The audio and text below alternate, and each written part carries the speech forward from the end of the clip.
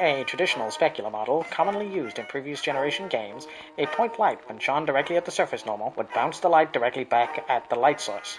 As the angle of the light changed, so would the angle that the reflected point light would be visible from. This angle is the opposite of the angle between the light and the surface normal. Whichever angle a reflection is seen from, the intensity of the reflection is consistent, but may be changed through the use of a specular value for a given pixel in the form of a reflection map. In a physically based model, this angular rule is maintained, but the amount of light reflected varies based on the angle of reflectance. When viewed directly, very little light is reflected. The amount of light reflected at this angle is called the base reflectivity value, and the value exists no matter what the surface is. As the angle between the light and the reflection become more oblique, the amount of light reflected increases at a precomputed rate.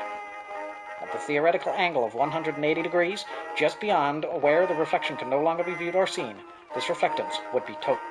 This value is not dimmed by the use of a specular map. Only the base reflectance of a given pixel can be controlled. Gloss or roughness can be controlled, however, and will give the reflection a blurred look that reduces the apparent intensity at any given point. Occlusion can also be used to reduce the reflectance of a given pixel, but this should not be used to control the general specular amount on a flat surface. HDR environment reflections are commonly used, allowing all points of the scene to be reflected across a given surface with relative accuracy, or as accurate as the environment map represents the actual reflection, but the rule of reflectance is still consistent with that of the point light. Surfaces under this model fall into two categories. The first, dielectric, also known as insulators or nonmetallics, have a very low base reflectivity that falls into the fairly narrow band of values. The amount of light reflected still climbs to total at the theoretical 180-degree angle. Dielectrics do not modify the color of the specular reflected light and can be represented with a single value. The second surface type is metal, also known as conductors. A mix of metal and dielectric, known as alloys or metallics, can merge the properties of the two types, but usually have more in common with metals than insulators. Metals cover a much wider range of base reflectance values, and those values are predominantly much higher than those of dielectric. Metals will also modify the color of the specular reflected light, and thus the base reflectivity must be represented with three values. While dielectrics have diffuse reflections of varied brightness and color, traditionally represented by a diffuse map, metals have none at all, the diffuse value being entirely black.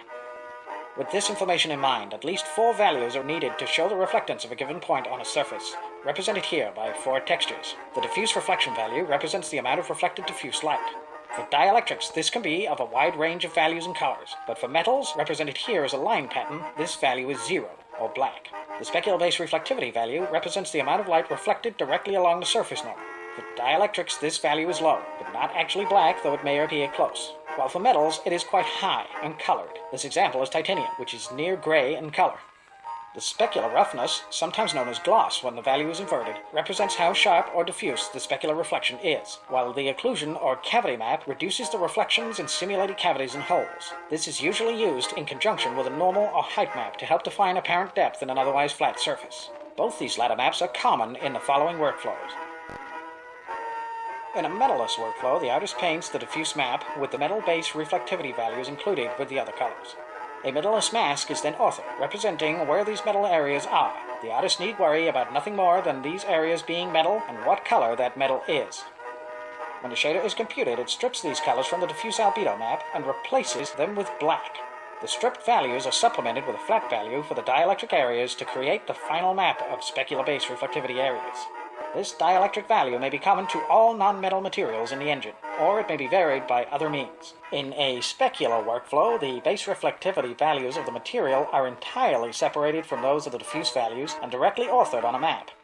Each pixel may have its own value, whether it is dielectric or metal, with areas represented by metal being black in the diffuse albedo map. Both of these methods have advantages and disadvantages, but the choice of which to use may be out of the artist's hands and decided by the programmers of the engine itself. Suffice to say that the methods may differ, but the underlying simulation of light is equal under both workflows.